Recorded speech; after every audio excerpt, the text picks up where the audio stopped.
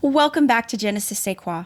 Today's guest is someone who truly embodies what it means to lead with love, courage, and a fierce dedication to community. If you live in Houston, you already know them as a champion for local makers and a creator of safe, joyful spaces.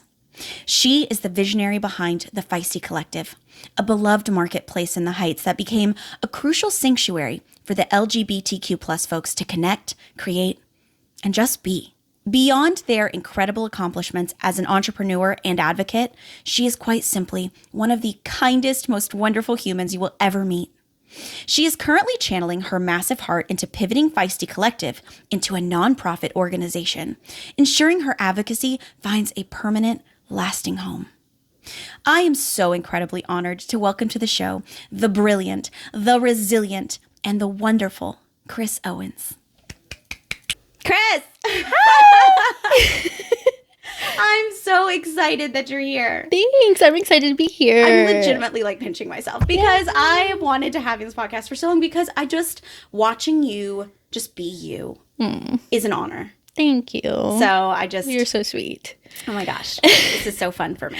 Yay. I'm so glad. Yeah, no, thank you for asking me to be here. I know you asked a little while ago and life was lifing, and I knew that if I did this with you, I wanted to be committed. I didn't want to be half in, half out. So I was like, as much as it kills me to say not right now, let me just pause because I want to be able to bring it for you. You know what I mean? So. Well, and I know you know this about me, but on this podcast, I respect a boundary. I love a boundary. I'm just so thankful that you even considered me once you were there. Yeah, for sure. You're amazing. And I love you even more for having boundaries.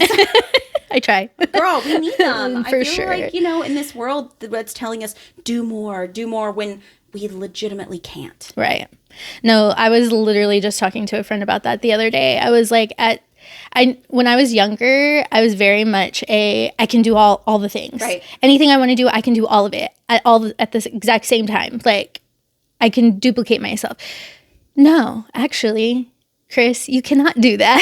And it took a lot of hard lessons to figure that out. But now that I've actually figured that out, I'm like, oh, okay, this is what everyone means. When they say boundaries are friends and you have to make sure you're taking care of yourself. But anyways. So. No, but it's true. Look at you. You've been here 3 minutes and you're already laying it down. This is why you're here. This is why I'm here. This is why you're here. You started out with the Feisty Collective Design Company, selling your own crafts at local Houston markets. We're throwing it way back. Yes. What was the specific moment or recurring conversation with your customers that made you realize Houston didn't just want your art, they needed a collective space? Yeah, absolutely. So I was doing markets for probably, I think it was 3 or 4 years before the brick and mortar. And one thing that I kept getting told at these markets was why don't we see more of this in regular retail spaces, right? Brick and mortars. Why can't I buy a best hoe sticker or, you know what I mean, at a regular store? Why can't I find this and only online or at markets or whatever? And so I started hearing that, not only that, but queer visibility as well, because I've always been very visible with my businesses when it comes to my identity and who I am. And so a lot of people were just are you the only queer artist in Houston? Right. And I'm surely not. No, trust me, I'm not. One of the best for sure, but not the only one. Well, and I was no, and I would give people my friends' Instagrams that I knew were queer, that were artists, check them out, check this person out, da da da.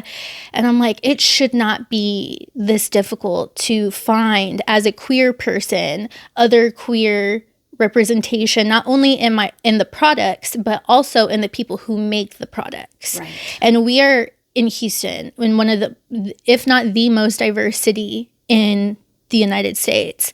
Why is this so difficult? So after years of basically hearing that over and over again, I was okay, someone's got to do something. And funny enough, I did hear about the little gay shop in Austin, and great people, great like selection. I would say more book heavy than anything, which, hey, there's nothing wrong with that, but definitely more book heavy. And I was like, okay, so there is some place that kind of exists like that, but again, not in Houston. Surely there's got to be something. And I looked and looked and looked, no, nothing. And we don't even have a dedicated like queer marketplace as far as like going to a festival or, whatnot. So I was like, well, maybe, one day someone will come up with this and like build it or whatever. And then one day I was just like, wait, why am I thinking like someone else? Why don't I just build it? It's obviously a need. Why don't I try to fill it? Wow. And you were like, okay, there's a void. Mm-hmm. I can do this. I can do it. And you did it. I surely did. Okay, so where did you find that confidence to just say, okay, we're doing this? Were you just like, I don't know what's going to happen, but we're going to go for it? Yeah. I mean, literally, that's me in everything in life. Beautiful. If I'm being so true and honest, that's one thing that for a long time I saw as a burden or a weakness, was that once I put my mind to something, I'll fucking figure it out one way or another. My soul needs to accomplish this thing. And so whatever that takes, I'm going to make it happen. And that's kind of what it was with the Feisty Collective. I think that this is definitely a need. There's definitely a hole here. I don't know if it's been done before and it wasn't successful and that's why we don't have it, or someone has been too scared to. I don't know what the situation is, but we don't have a queer gift shop or a queer marketplace for people to go to. So I guess we're just going to do this and figure it out, and hopefully it works. And if it doesn't, that's okay. And that's one thing that, again, like I had to learn over time, was just because you try something, and even if it's successful for 30 days, a year, 20 years, whatever, everything comes to an end at some point. That's very true. And you have to be okay with that and know that every day you woke up doing your best, trying your best, and that's really all you can do. And so that's what I did. I tried my best, and I knew going into Feisty Collective that like it could work and it could not work. But either way, I was still going to give it a shot. Yeah. So because it's better to sit there and go, I did the thing, instead of sitting there going, I wish. Right. Yeah, I don't want to be hopefully 80 years old one day. Yes, and 105, baby. Right, right. And thinking like, oh, I should have done this when I had the chance, or, oh, I could have, but now my knees are bad, so now I can't do that thing. You know what I mean? Like, I don't want to live that way. That's the thing. Like, if I get kicked down, baby, I'm going to get back up. Every single time. Every single time. Because then it's never a failure. Exactly. It's just learning. Yes. You're just learning. Yes. So you chose to set up shop in the Houston Heights rather than Montrose, noting that queer people deserve to be seen everywhere. Absolutely. Agreed. Why was breaking out of that traditional gayborhood so important for the visibility of the collective? Such a great question. I actually got asked that quite a bit. People were almost like, not mad, but annoyed. Why didn't you put it in Montrose? And I'm like, well, because we exist outside of that space. Yeah. We exist outside of Montrose. Yes, would my demographic all be right there? Absolutely. And that would have made it probably easier on me, if I'm being honest. Right. But I'm not targeting the people, if you will, that are out and proud and everything like that. Like, yes, but I'm here for the people that can't be visible. I'm here for the people that want to be but can't be because of job situations, at home situations. Maybe they're not even ready to come out to themselves, right? And if you're one of those type of people that are not even ready to come out to themselves yet, and you're not going to Montrose because you're, scared or worried that someone might see you, or, whatever the case may be. And so if I'm in the Heights or Edo or wherever, that's easily accessible for anybody. It's less inconspicuous, if you will. Granted, I do have rainbow walls, but still it's a little less inconspicuous or a little less intimidating, if you will. Yes. And that's really why I wanted to be outside of Montrose, because I want it to be accessible to anybody and everybody, whether that's the person that can't be out, that, you know, is out to maybe their aunt or uncle or family member or whoever. And that family member, I can't tell you how many family members I had, aunts, uncles, parents, grandparents, big brother, big sister, whomever, that would bring their younger family members in, like 18 and under, and would bring them in because the area that we're in felt safe, warm, welcoming, not just inside our four walls, but even the outside area. And not to say that Montrose is scary or nothing like that, but people think Montrose, they think clubs, the bars, all that kind of stuff. You know what I mean? Meanwhile, you're on a strip with like antique centers and right. And boba and, you know, and things like that. I get what you're saying. So yeah, so it's just more I don't want to say palatable because I don't think that's the right word. Maybe approachable. Yeah. Yeah. So that's why we were like, let's stay out of the neighborhood. So right, because we love them. Absolutely. But I totally hear what you're saying. And also, I mean, the Heights is amazing. Love the Heights. I mean, your you know, business always made it even extra fun for me to go. But like the 19th Street, 18th Street, like there's so many cute businesses. So many cute businesses. And everyone there is so kind, from like all the small business owners that are out there to just the people that live in that area. Like everyone's so kind. Yeah. So it's a great spot. That's awesome. And I love that, you know, you got to be that for people. Yeah, for sure. A safe space for people outside of where they expected you to be. Right. Building a retail space centered around fun activities like hosting coloring nights, clothing swaps, and speed dating is unique.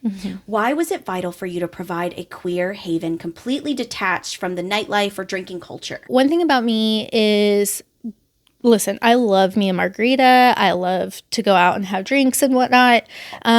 But I'm also very neurospicy. And sometimes I want to hang out or meet people in the community, but I don't want to go to a loud bar. I don't want to go to a drag show, even though I love drag shows and all that kind of stuff. Like sometimes it's too much. It's too overstimulating. And what else am I supposed to do then? Where else am I supposed to find my people? Right. And so that was not only bringing queer artists to the masses, if you will. I wanted to have a space where people like me who get overstimulated easy could still meet people and not feel pressured into drinking or, you know, again, being in an atmosphere that is just too much or whatever. I wanted it to feel like you're going to hang out at a friend's house and you're just chilling with your homie. You know what I mean?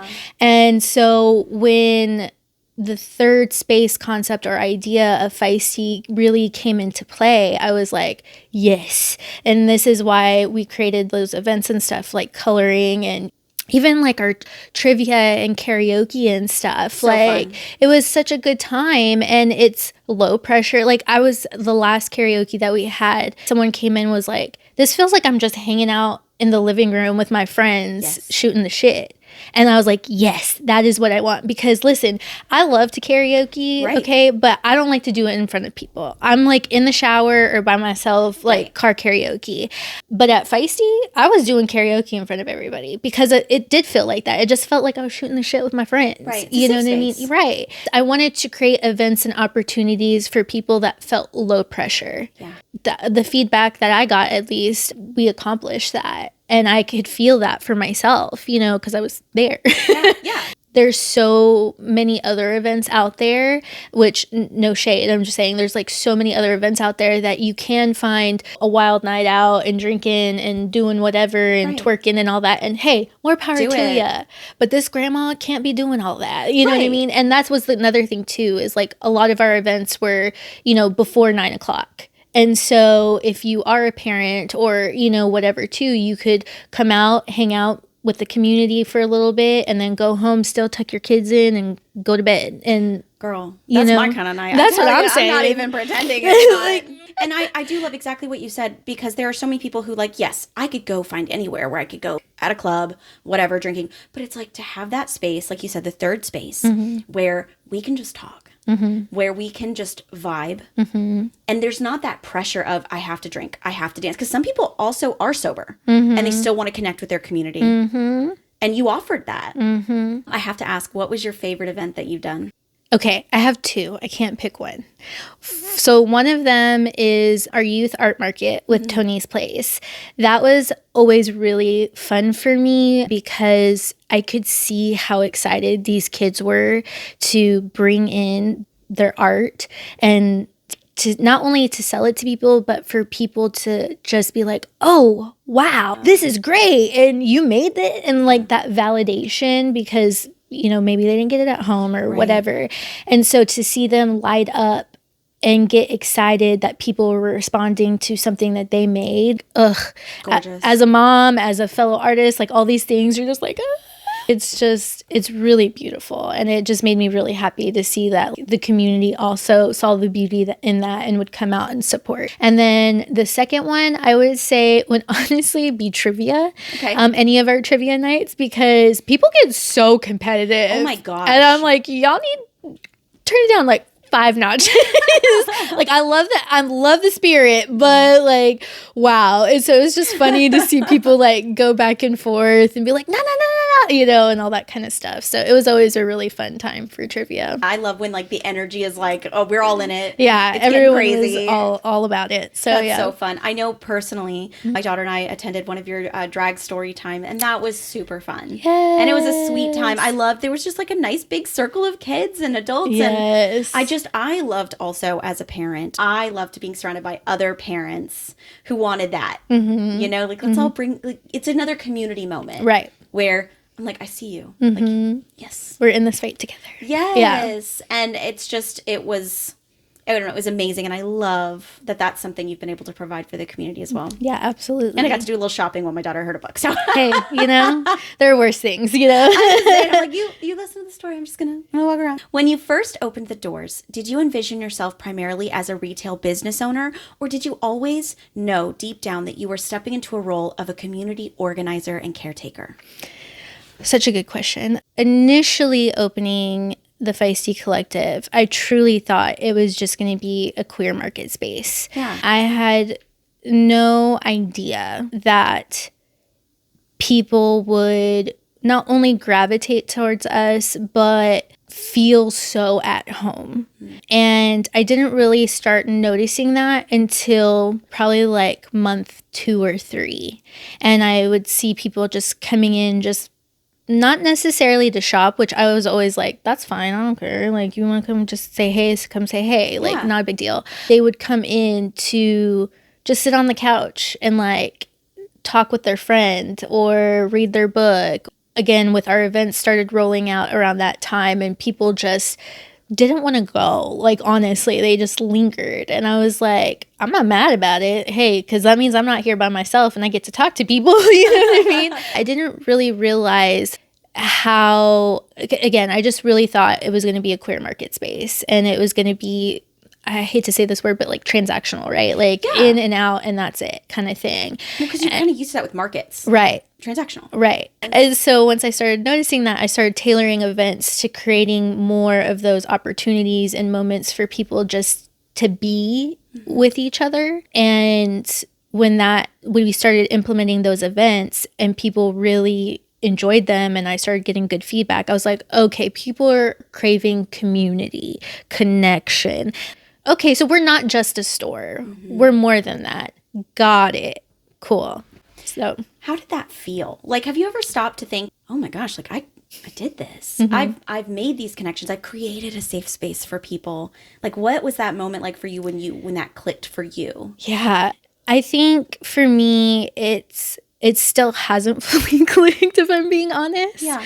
I've been told that by multiple people. It is beautiful, but it is also really scary because that holds, to me at least, it holds a lot of weight to that. There's a lot of weight to that. Okay. There's a lot of responsibility there. Because while, yes, we've naturally created this third space, this welcoming, comforting space for people, again, there's a lot of responsibility in that, in the sense that people come to us very vulnerable and raw sometimes. Yeah. When I think about the responsibility of that, like I said, it makes me very happy that it was something so effortless and natural that kind of formed on its own, but also scary because I don't take that lightly. And I want to make sure that gets protected and like is safe as best as I possibly can. Because just as much as, you know, the space has healed and served the community, it has healed and served me, you know what I mean, in so many different ways. It's shown me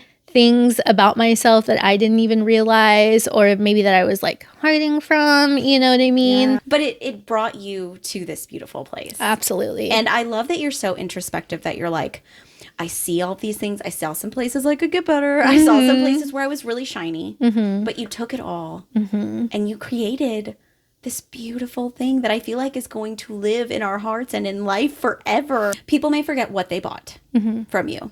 Like, you know, the keychain or like the cool thing. They may forget what it was, but they'll never forget how you made them feel. Ever. That's beautiful. And I know, I know personally that I can speak to that and say, like, you did that. Thank you. Ugh. You'll make me cry. Girl, get ready. We're not even... We're just getting started, baby. You're getting all your flowers today. Thank you. Navigating the political and social climate in Texas can be incredibly challenging for LGBTQ plus spaces. Absolutely. Where did you draw your personal strength and courage from during those early days to keep the space unapologetically queer? That's a tagline of ours: unapologetically queer, unapologetically feisty. And that kind of came from, I'm gonna give you a little bit of backstory. Love Lord. About like 4 or 5 years ago, I went to a retreat for, trigger warning, sexual abuse survivors. And while I was there, at the very last night, we had to write down just kind of like something that we wanted to leave, right? Because we were in the beautiful Montana mountains. Oh my God, I will never forget that. It was so great. But anyways, and so I wrote something down and threw it, and you would throw it into like the fire essentially. And then they gave you another sheet of paper and they said, now write something on here that you want to take with you, like that, a mantra, whatever you want to call it. And at that time, I felt very small and very unseen, unheard. I felt very just like I could get thrown away and no one would ever realize or know. And so one thing I wanted to take away from that experience was I wanted to be unapologetically me in whatever way that looked like. I wanted to take up space. I wanted to be loud. I wanted to wear the crazy colors. And I've always been that way, but it was like at a 10%. I wanted to be 150%. Yes. And I still have that little piece of paper. It's actually on my computer. Like I've taped it on my computer. So every day I see it and get reminded. But unapologetically queer to me is just being yourself. When we would have, like, we had a situation where a guy came and put a bunch of Trump stickers on our window at the shop. So what did I do? I laughed. Honestly, when I first got there, I was like, okay, stickers. You know what I mean? Like, okay, you wasted your money because you had to buy those stickers. All I'm going to do is pluck them off and throw them in the trash. Yeah. So cool story, bro. Like, I don't know. But in those moments, I just laughed, made a video about it, posted it, because I was like, hell, this is free content. I was going to say. So thank you. Right. And then like I've had people come in and be like, you're nasty. This is a nasty store, blah, blah, blah. And I literally said, I was like, nasty? Do I have cobwebs? And I'll just like start looking around and, you know, like making those ignorant people feel stupid is literally life for me. Like, because they just think that they are so valid in what they're saying, and sorry, not sorry, you're not. When it comes to like dealing with the political climate or like people that are not for the LGBT community or whatever the case may be, I literally just kind of laugh at it and keep it going, because I'm over here trying to live my best life while you're worried about who I like, love, whatever. Go get a hobby. Yeah. I don't know. I'm sleeping at night. Yeah. I don't know what you're doing. I don't know what you're doing, but yeah, I'm going to be chilling over here. So I will say, like, the news cycle is something that can get really exhausting, right? Because we're just inundated, whether it's social media, actual news, it's just everywhere. And so that does come into play when it comes to like the shop and wondering, will my people that are coming to see me, will they get targeted? Or when we had a couple news stories last year from KOHU and different places like that, I was excited for like the exposure, but I was also concerned because I was like, oh no, because this is not being shown just to queer people or allies. This is being shown to everybody. Right. And so now I'm on everybody's radar, and even the bad people. And what if, you know what I mean? So there's all these different things that you have to think about when it comes to that, especially in this political climate. But overall, I try to make sure that I don't take it too seriously in the moment when it comes to the shop, just because that is not my concern at the time. My concern is making sure that whoever walks through my doors feels loved, heard, and seen. And so I leave that kind of outside. I love how you have a protection on yourself, like that, say, I'm going to turn it off. So I know I'm here. I need to focus on wellness and taking care of the people that are here. Kind of mentally preparing for when you have to walk outside that bubble. Absolutely. And that's hard to do. It is. It's really hard to do. It is. And I also just want to speak to the fact that I'm so sorry that you had to deal with those closed-minded, ignorant Very people. ignorant. And I love how you are so graceful. Honestly, because I'm sure it would have been a lot easier to get nasty, to be the nasty person they thought, are assuming you are. But you're like, no, you look silly. Yeah. Once again, it speaks to your character. Thank you. Because the world's ugly and you're over here like, we're just providing beauty. I ain't got no time. You mad at rainbows? That's crazy. Right, that's crazy. It's color. Right. You're welcome. Right. In a world that tells us to be beige, I am bringing you color and you're welcome. Sparkles, like what? Yeah. Looking back at the physical era of Feisty, what is one customer interaction or community event that will always serve as a reminder for why you started this journey? Yeah, absolutely. I mean, you can think of more. I will allow it. Yeah. So I think, there's two. So one, I would say that when my artists that got brought into the shop, I had a couple who initially maybe had like a really small following, right? Like they had maybe been selling their art for like a year or so, not very long. And then they got into the shop and their following grew exponentially. And that's not to say it's all because of us, right? Because they're out there still doing markets and, promoting themselves and all that kind of stuff. But to see their platforms grow and their audience grow and like have customers that came in and would be like, oh yeah, we saw such and such at such and such market. And we went because, we love their stuff here. And so we wanted to see what else they had. And so they like took the time to go follow this artist and then go follow them to the said market. And then, you know what I mean? Yeah. It's like, okay, this is what we were supposed to do, is like help build that wealth for these artists and our community.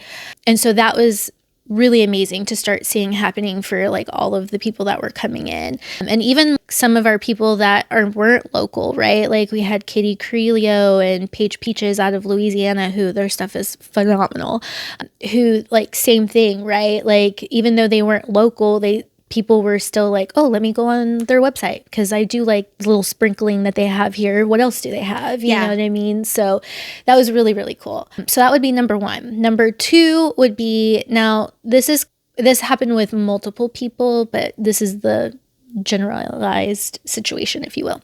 So I would have customers who would come in and present themselves one way and say, hey, my name is XYZ, right? And then maybe 2, 3, 4 months later, however long later, they'd come back and I would see a different person in front of me, a different representation and a different name. And they'd be like, oh, I go by such and such now. And almost like they came into themselves. Right. I mean, it is just amazing to see people come in and then tell me, until Feisty, I did not have the courage to be my authentic self, because I see others in this space not give a flying fucksicle about anything about anything or anyone, and just living their best life as best as they can.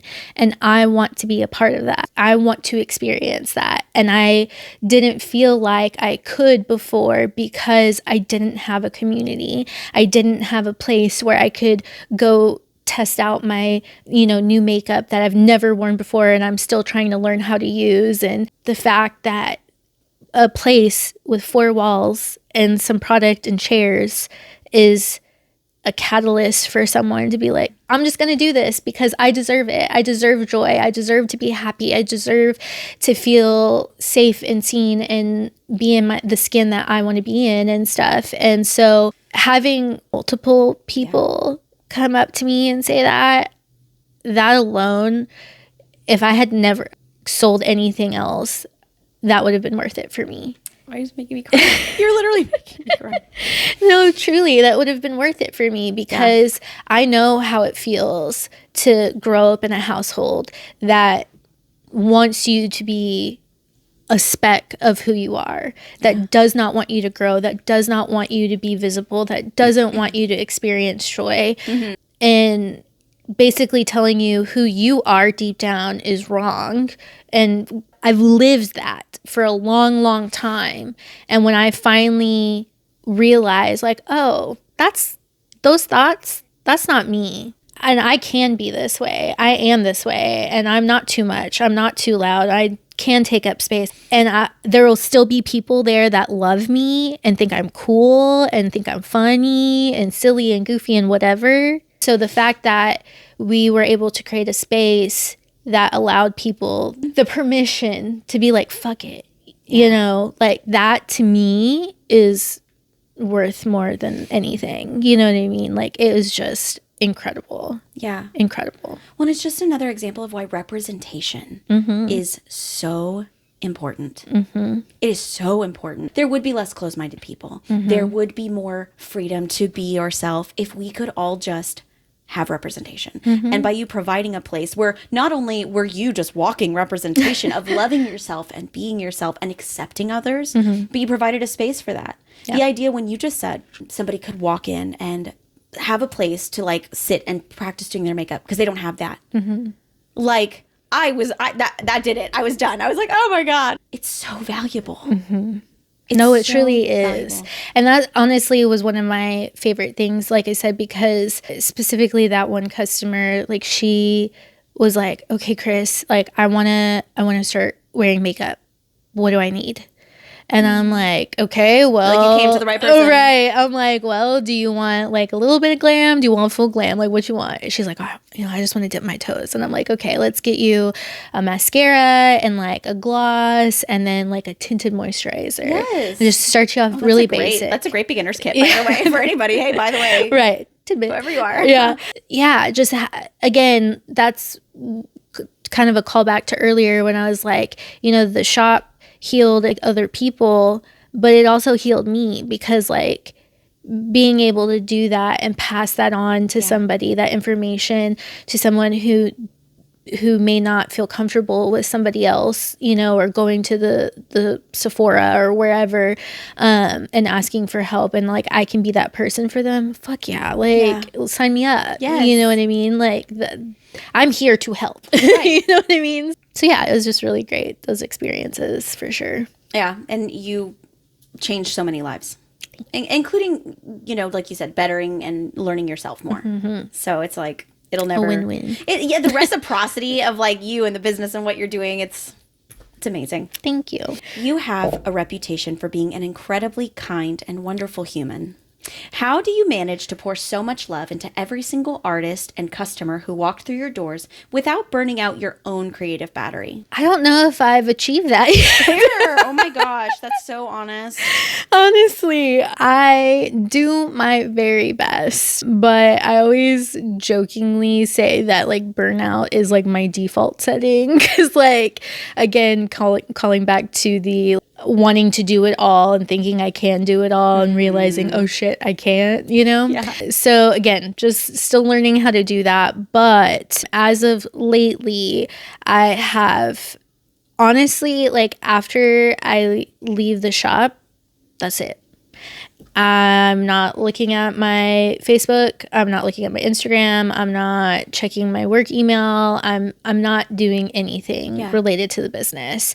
One thing as a small business owner is that you work 24/7 if you let yourself. What do they say? Like, I quit the 9 to 5 to work 24 hours No, a day. true. And it's so true. Yeah. It's so true. And I was definitely that person that I was like just nonstop from the time I woke up to the time I went to bed. Like I was just constantly working. And I kind of carried that into the Feisty Collective, and it was fine for a couple of months. But then I was like, oh, wait, this is different. Because before I was at home making my products, going to markets on weekends. I'm not in front of customers all day, every day, right? Only at these markets for a couple of hours. Now I'm still doing all that work 24/7, but I'm also having to be quote unquote on, if you will, in front of these customers. And so not only working, but also having that energy and having that like level be so high consistently for so long.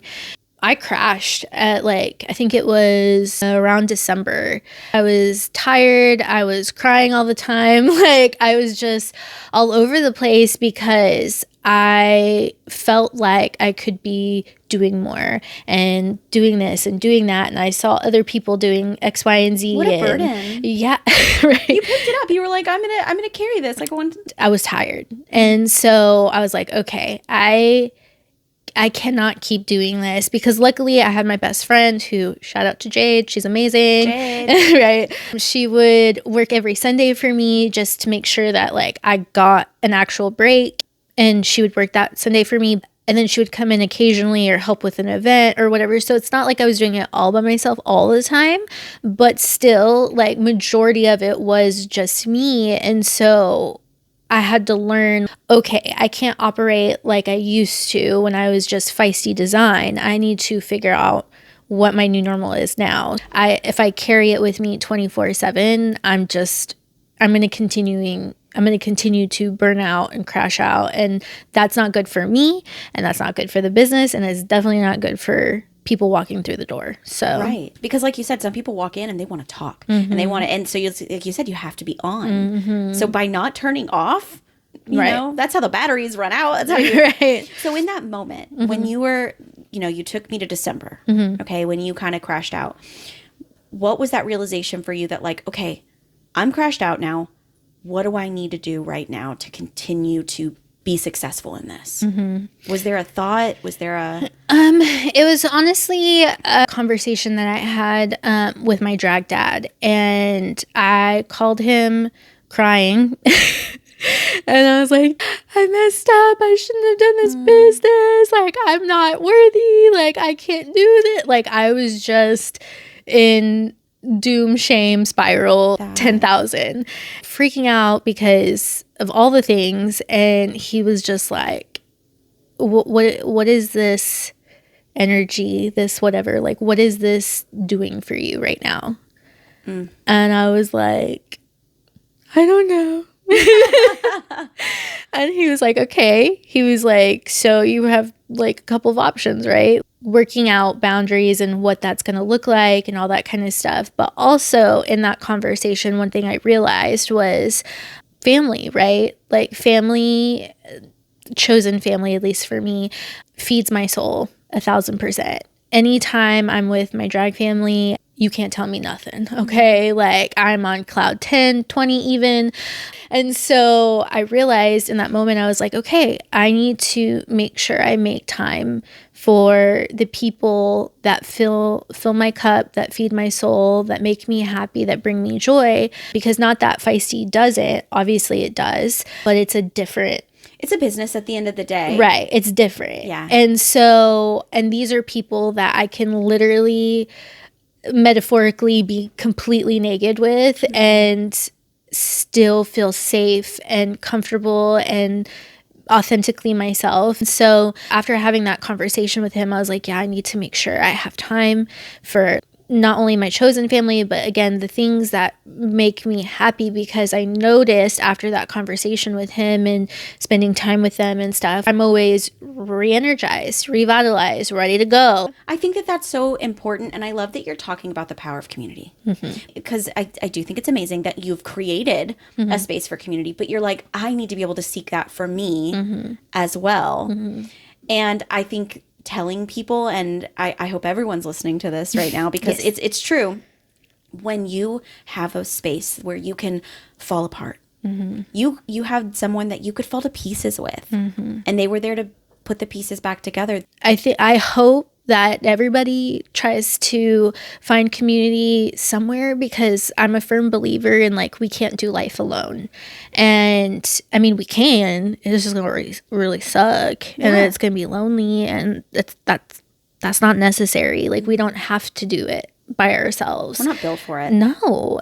No, I'm determined to build it for myself. So Yeah. When you're not done building it for others either. Absolutely. We're just getting started. Just getting started. If the walls of that physical storefront could talk, what is a collective feeling or emotion you think they absorbed from the community over the years? Oh, wow. First of all, they'd say yes. Right. Yes, queen, slay. Yes, first and foremost, absolutely. And then also, I would probably say it would be, honestly, queer joy. Just queer joy, gratefulness. There's been so many moments of joy in that shop, and I've seen it on people's faces, from literally like 2-year-olds all the way to, I think, like our oldest customer, she was 87, and I'll never forget that. She asked me something about like what a kink is, and I was like, why am I being asked this question? Amazing. I wish I was a fly on the wall for that one. I was like, well, people have preferences. Nice. So there's just queer joy. I would say queer joy. Like, I mean, when I'm there, I'm always ready to smile and listen to somebody's story, or ask how their day is, or geek out about whatever like thing that they found. Like, it's just joy. Yeah. Joy. Like, yeah, joy. Queer I joy. love that. And it really does. I feel like the walls do say that when people walk in. Like, it is a vibe. So figuratively, literally, it's a vibe. Thank you. On social media, you mentioned that this closure isn't goodbye, but a recalibration, because the world feels a little upside down right now. Absolutely. Can you take us behind the scenes of that decision? How does transitioning to a nonprofit solve the challenges of a traditional brick and mortar storefront? Yeah, great question. So, yeah, definitely not the end for the Feisty Collective. No. Like I told everybody, I am too stubborn. Yeah, it's not the end. But unfortunately, because of the political climate we're in, the economic climate that we're also in, it's really hard for people right now financially. And not everybody, but majority of us, it's a struggle, right? And so, including myself. And one thing I noticed over the last, I don't know, like 3-4 months or so, is an influx of people saying like, oh man, I wish I could come out and shop, but I have bills to pay, or I have a birthday party, like my kid's birthday party, or I'm trying to move like out of Texas, or, so I'm saving up for that, or I just lost my job, which is literally the number one reason for most people. It's just hard out there. And I always tell people too, like, you don't have to come here to spend money. Like, would I appreciate that? Absolutely. It helps me keep the doors open and the lights turned on. Totally. But I don't want anyone to ever not come in the doors because they can't come in the doors because they feel like they can't buy something, so they're not welcome. That's never the case. And I wanted to figure out how to eliminate that, because, again, that should never be a concern or an issue, at least in my book, for people coming to my location. We were getting to the point where I was like, I don't even know if we're going to be able to pay our rent this month. And if things keep going the way they are, financially, politically, all this kind of stuff, this shit ain't gonna get any better. And if I keep letting this ball roll, essentially, are we gonna be able to like make it? And I had to think about it and really go, okay, do I want to go ahead and stop the hemorrhaging now and possibly save the collective, Feisty Collective? Or do I just let it roll out, and when it dies, it dies? And And really difficult. truly, I had to sit with that for a while, and I was like, yeah, no, I don't think we're done. I don't want it to die. There's still more work to be done. There's, especially right now, again, in the political climate that we are in, if anything, we're needed more than ever. Yeah. So no, I'm not going to let this die. So how do I achieve that without relying on the community? Luckily, I have really amazing friends. I've met Mandy Giles, who is the founder of Parents of Trans Youth, amazing organization. She graciously invited me to the Mantra Center, had a gala. And she had a table, and she's like, I'd love for you to come. And I was like, okay, I've never been, so why not, you know, be a little fancy. Love it. Right, right. And so we went, and I was just sitting there, and I'm like, okay, I could do something like this. I could make a gala. I could make people give me their money for a good cause. You know what I mean? Like, I feel like I could do this. So I just kind of sat with it for a little bit, and I was like, okay. I know, like, that's one thing I do know about myself, is that I'm a really good networker. Okay. Yeah. Like, I always make a friend. I always know somebody who knows somebody who knows somebody, like, kind of thing. And so I was like, I know a lot of oil and gas people that like have reached out to me over the years for like different pride markets that they've done at their, like, for their employees or whatnot. Oh, that's cool. And yeah, and one in particular actually last year was like, hey, we want to write you a check, like, for the Feisty Collective, because I've worked with them for like the last 4 or 5 years. And they were like, we want to write you a check for the Feisty Collective for Pride Month from the company, blah, blah, blah. We'll need a receipt though. And I was like, a receipt? And she was like, yeah, like for tax purposes. And I was like, oh, I'm not a nonprofit. And she was like, damn it, then we can't do it. She's like, I thought you were a nonprofit. And I was like, no. Yeah. And I was like, interesting though that kind of timing wise, right. know? And so I asked her, I was like, just out of curiosity, like, how much were you guys gonna donate? It was like $10K. Yeah. And I was like, what do you mean? You're just going to hand me a $10K check? So, okay. So I know there are situations where that could happen, right? Where I could reach out to these people, my network of people that I've known throughout these years, that I could be like, hey, put your money where your mouth is. Yeah. You know what I mean? Not just in June. Like, I need, you know. So yeah. So after that gala in particular, I was just like, okay, I think the nonprofit is the way to go.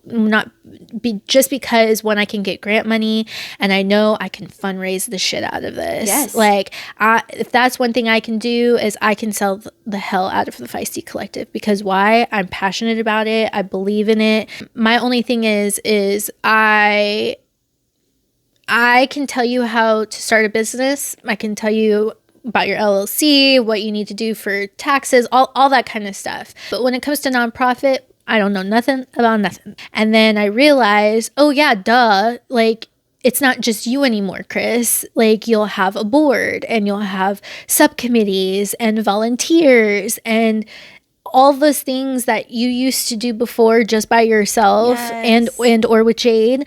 Now you will have an army, if you will, of people who believe in the mission and everything. You get to pass out the hats. Right. And then now it's not just on you. And this can really, truly grow into what it's always meant to be. Yeah. And it's not just on you anymore.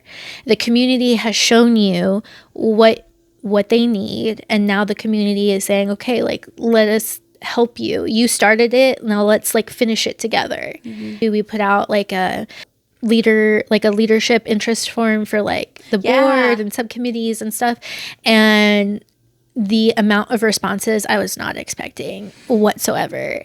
No, there's a lot of people who believe in this, believe in what we're doing here and the mission and everything. And so it's okay. Like, I don't have to be the one that carries this flame. Like, Yes. we can all do it together.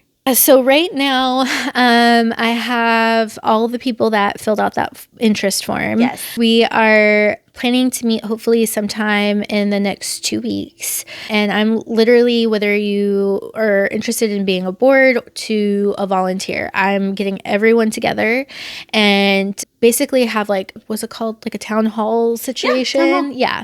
And I'm going to present what I see and like my vision and mission for the next chapter with an asterisk, because again, this is not for me. I'm not doing this by myself anymore. Yeah. So yes, there is some like generalized things that I would like to do with the Feisty Collective 2.0, if you will. But obviously I want everyone's input and have that discussion and be like, okay, this is kind of what I see. This is the needs that I saw the last few years that I think we could fill. But you guys are part of the people who would need these services. So you tell me, what do you need? And then once that happens, then of course it's meeting with like tax people and lawyers and All making the all not the as fun but important stuff.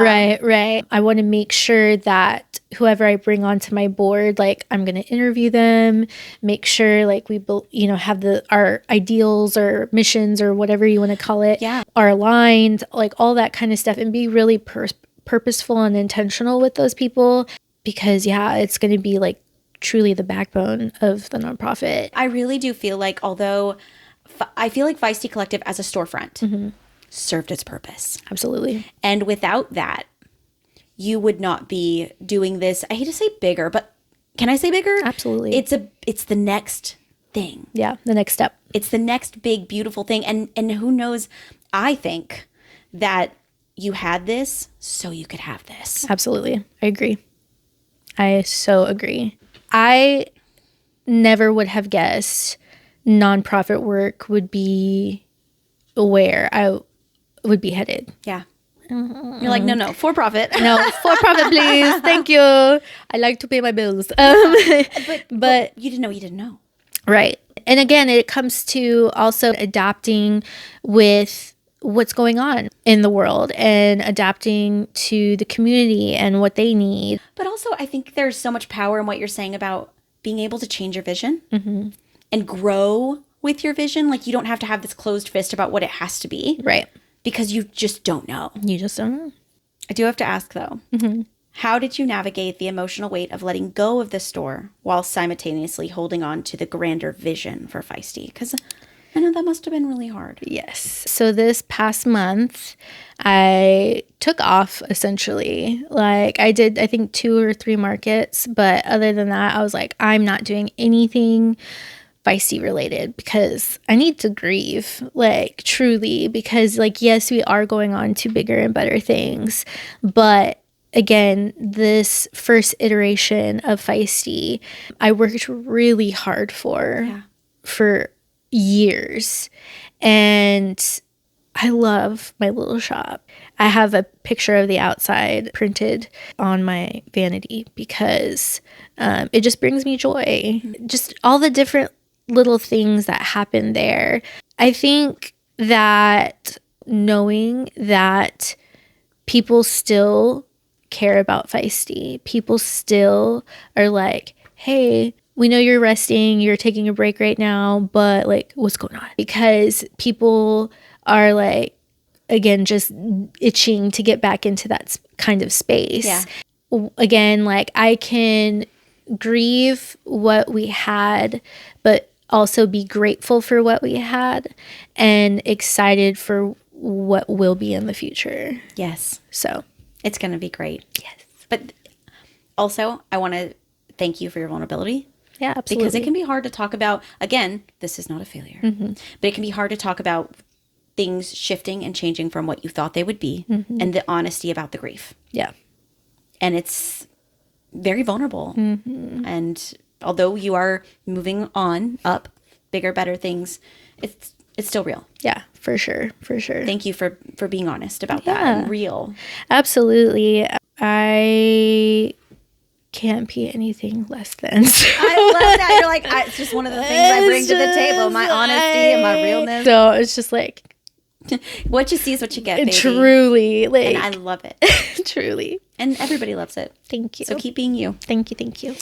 If you could map your absolute dream goal for this next chapter, what does the future of Feisty Collective look like a year or two from now? Like, do you have an idea of that? Or are we still like, we're not sure yet? And that's okay. There is a idea, but as far as like a full planned out vision, no, just because, again, that's not left up to just me anymore. Right. But what I would like to see in the next 1 to 2 years of Feisty, I still want to give opportunity to queer artists to showcase their work, but in a different way. So instead of having product and a bunch of product for people to come shop, I want to have like an indoor small like market, if you will. Oh, that's great. Yeah, where it's like 3, maybe 4 vendors inside. That's indoors, again, indoors, because it's so hot.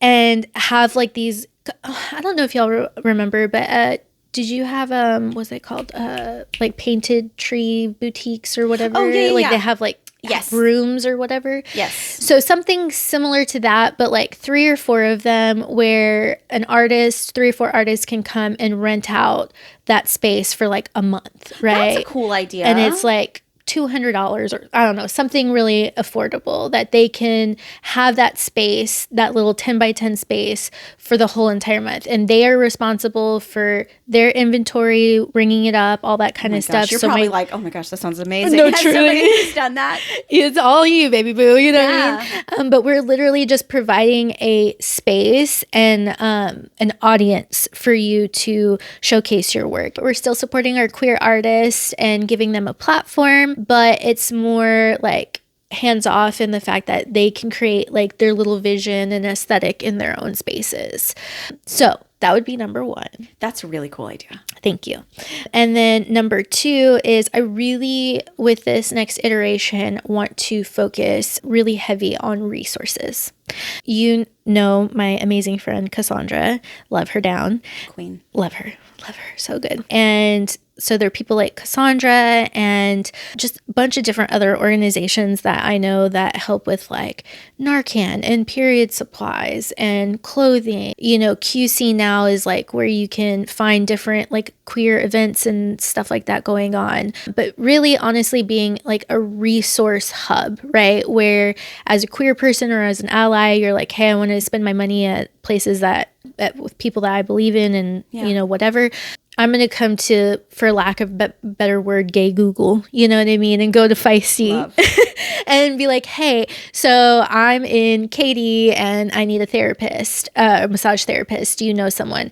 Actually, I do. His name is Cam. Let me get you a business card. You know what I mean? That. Pulled from my Rolodex. Right. No, truly. Because that's a thing, right? Like a lot of people need certain things but don't know where to go or who to give their money to. So 1, market, like a monthly market space. 2, resources abundantly. And then 3, events. That is where I feel like we really shined in our first iteration was our events. Yeah. So that's kind of like the next vision or the vision, if you will. For any queer artist or community organizer listening who feels overwhelmed by the changing economic landscape, what feisty piece of advice do you have for keeping their creative spark alive? I don't know if it's feisty, but know that what you're doing is so valid and so needed and so necessary, but also know that you need to take care of you.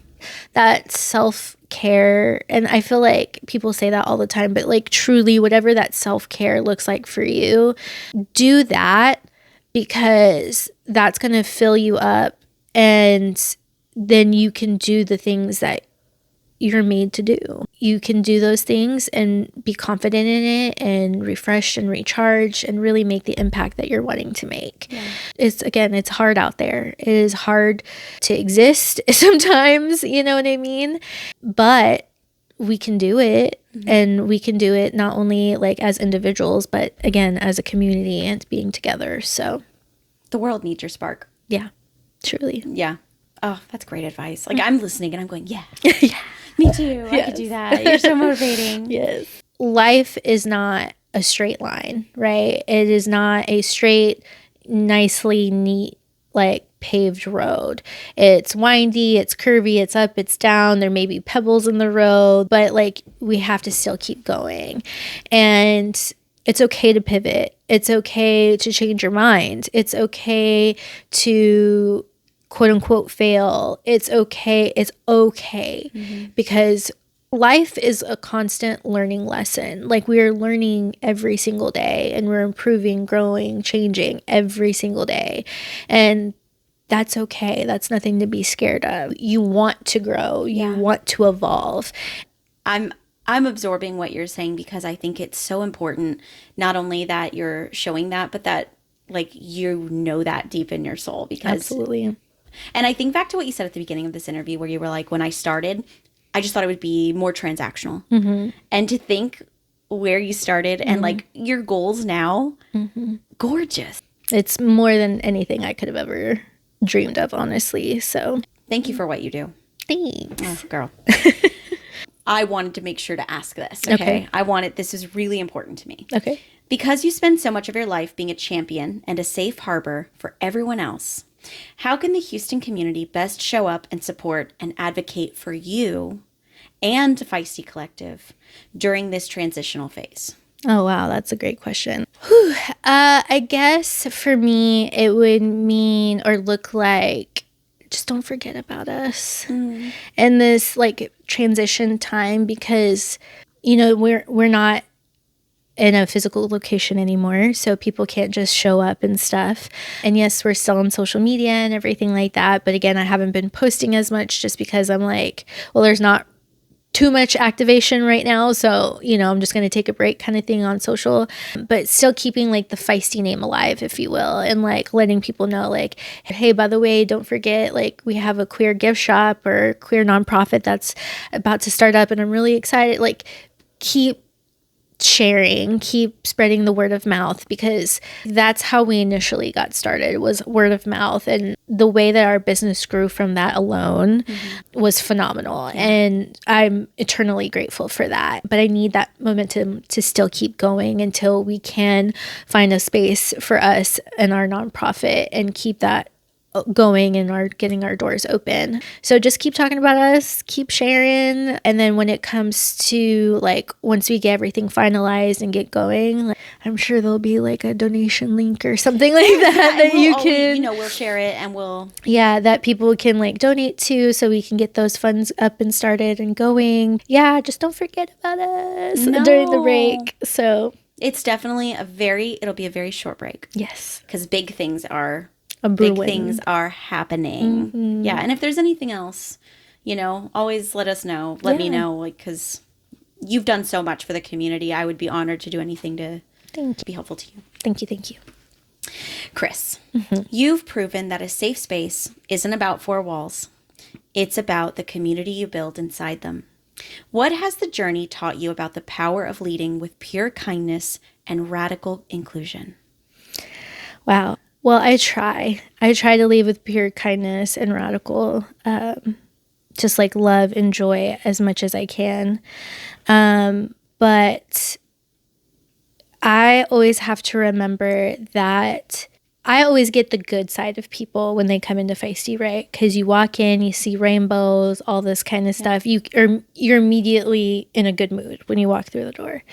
But you also have to remember that before people walk in and after they walk out, life is really hard for everybody. And my job is not necessarily to fix those things when people walk through the door, but I take it as it is my job to at least put a pause on it, right?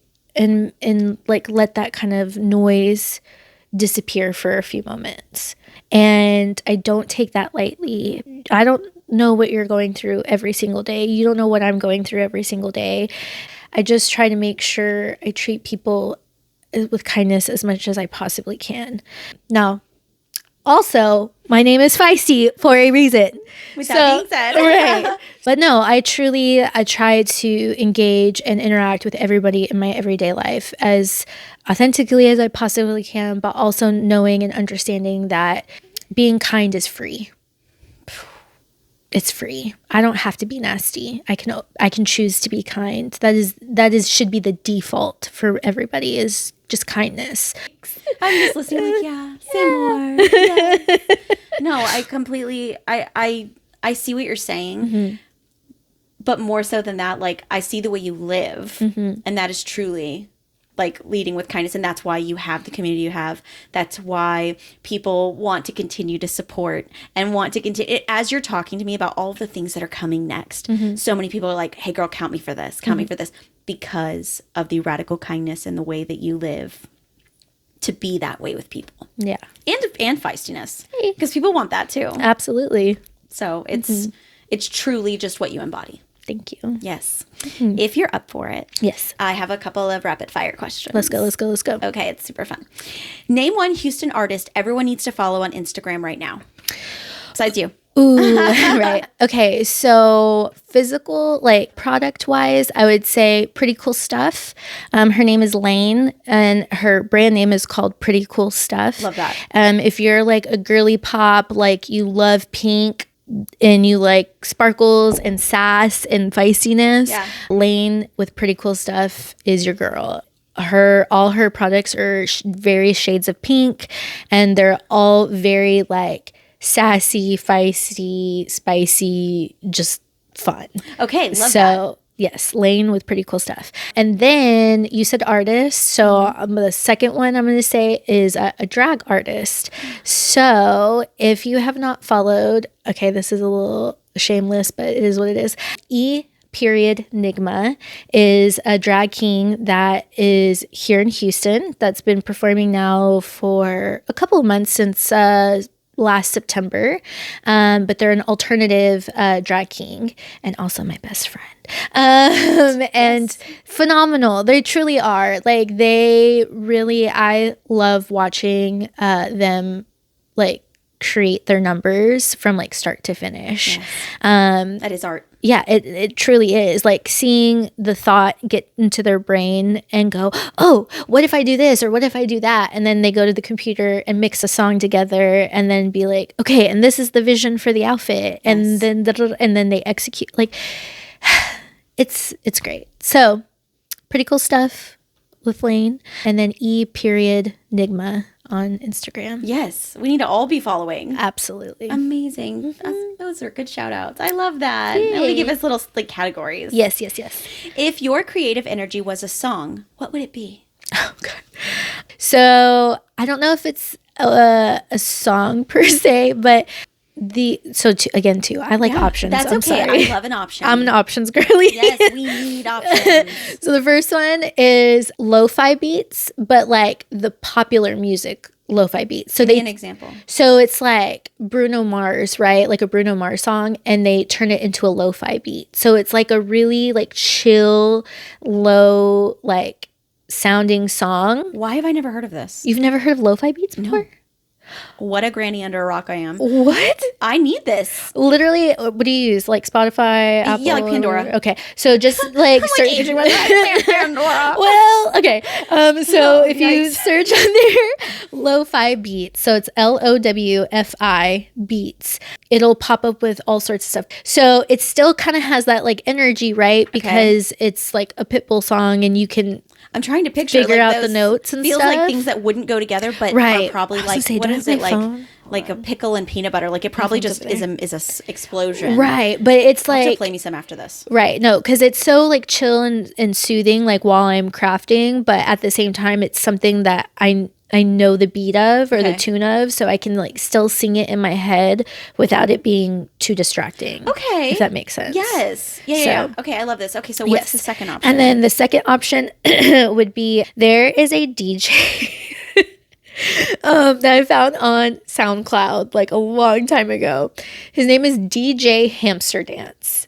Okay. As it should be. Right. Amazing. Tall, like white dude with glasses, dorky looking as hell, but totally adorable. He like spins different mixes in his like kitchen with like 9,000 different plants all around him and stuff. That's amazing. Yes. And he has this wedding, it's a wedding mix. And I don't know why, but like I will put that on and I love it. It's like freaking has like